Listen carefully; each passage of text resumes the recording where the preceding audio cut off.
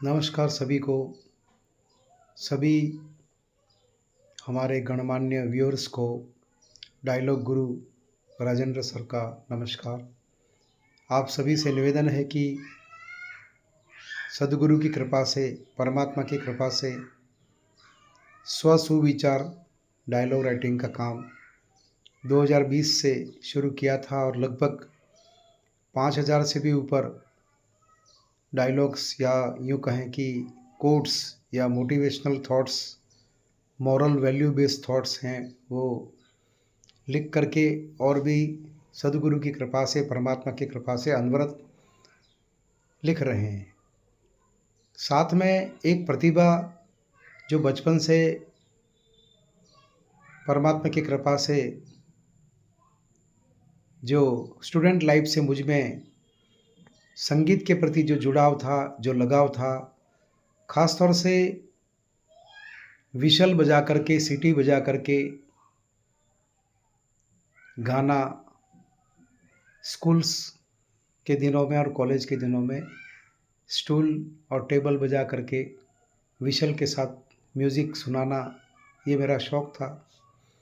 बचपन में मैं संगीत के प्रति इतना रुचि रखता था कि हमारे गांव में किसी भी शुभ विवाह के प्रसंग पर बैंड की टीम आती तो उन बैंड वालों के पीछे हम एक दो साथी क्लास बंक करके चले जाते थे और बस वो धुनें सुनते थे, म्यूज़िक सुनते थे। मैंने अपना मेरे पिताजी की परमिशन से ट्यूशन्स भी बंधवाया था।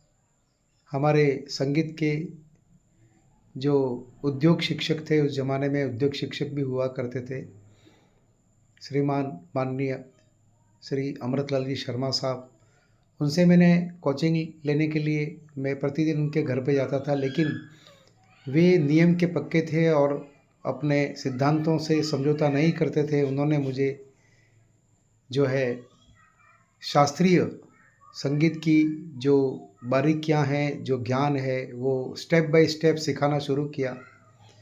महीने डेढ़ महीने तक उन्होंने सुर की जो साधना है, सुर की जो एक तरह से कहें कि टिप्स हैं, सारे गम पद नि सा, सा ग रे ग म ग, जो एक शास्त्रीय संगीत पर है, तो वो सिखा रहे थे। जबकि मुझे एज ए स्टूडेंट उस वक्त मैं छठी सातवीं में पढ़ता था, तो मुझे सीधे गाने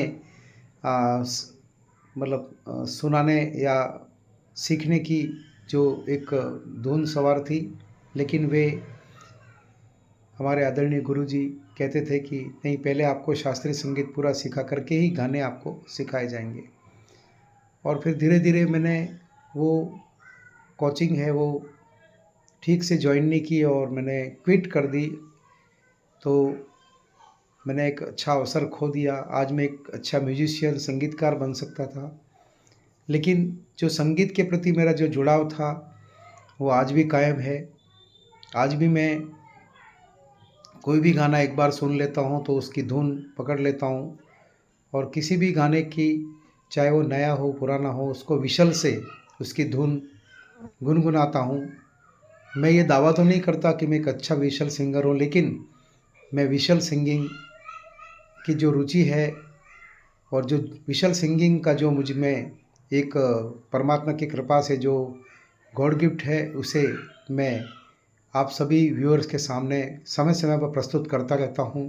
यद्यपि डायलॉग गुरु के नाम से मैं पॉपुलर हूँ, लेकिन मैं डायलॉग गुरु के साथ साथ विशल म्यूज़िक या विशल गुरु के नाम से भी मैं अपना काम कर रहा हूँ।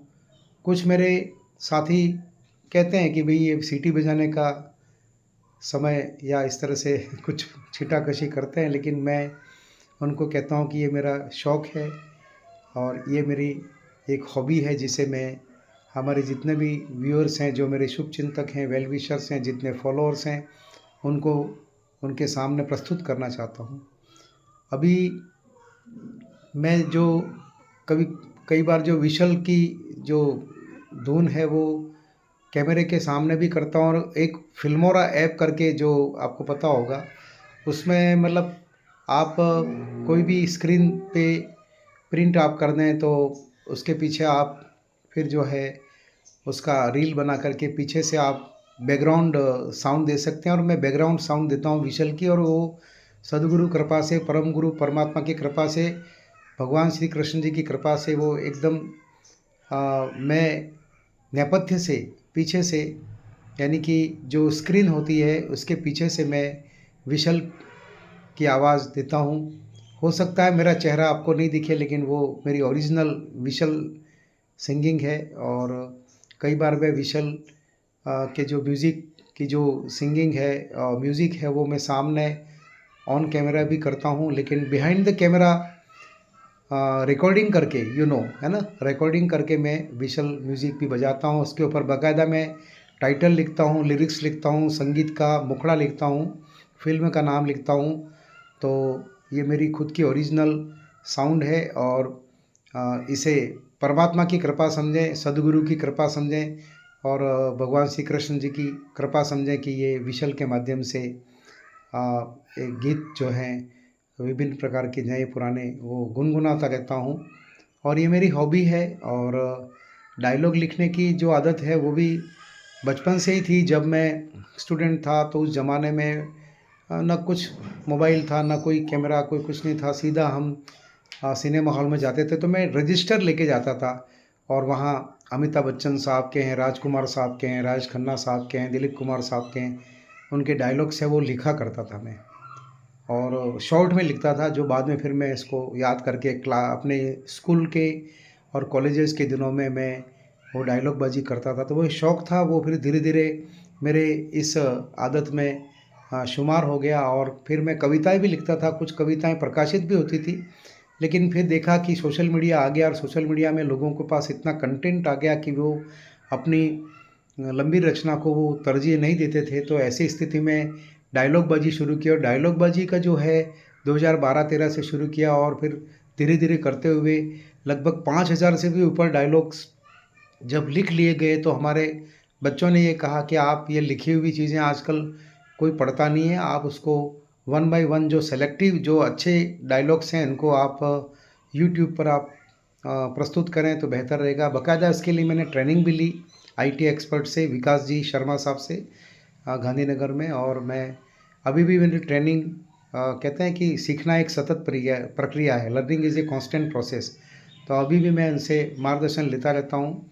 तो आप सभी मेरे प्यारे और गणमान्य और आदरणीय जो फॉलोअर्स हैं, जो दर्शक हैं, व्यूअर्स हैं, आपसे ये मैं निवेदन करता हूँ कि सद्गुरु कृपा से, परमात्मा की कृपा से स्वरचित सेल्फ रिटन जो डायलॉग्स हैं, जिसको स्व सुविचार भी कह सकते हैं, कोट्स भी कह सकते हैं, और पॉजिटिव थॉट्स भी कह सकते हैं, उन सबको वन बाय वन जो सेलेक्टिव होते हैं अच्छे, उनको मैं आप सबके सामने प्रस्तुत करता हूँ। आज मैं लंबा वीडियो बना रहा हूँ आप सभी की जानकारी के लिए, और आशा है आप इस वीडियो को लाइक करेंगे, और मेरे YouTube channel dialogue and Vishal Guru Rajendra sir को सब्सक्राइब करेंगे और शेयर करेंगे।